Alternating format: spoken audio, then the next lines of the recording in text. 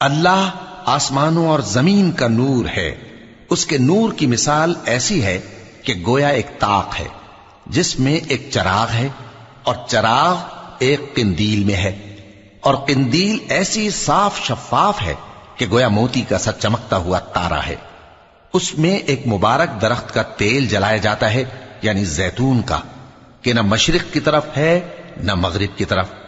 ایسا معلوم ہوتا ہے کہ اس کا تیل خواہ آگ اسے نہ بھی چھوئے جلنے کو تیار ہے۔ بڑی روشنی پر روشنی ہو رہی ہے۔ اللہ اپنے نور سے جس کو چاہتا ہے سیدھی راہ دکھاتا ہے، اور اللہ جو مثالیں بیان فرماتا ہے تو لوگوں کے سمجھانے کے لیے، اور اللہ ہر چیز سے واقف ہے۔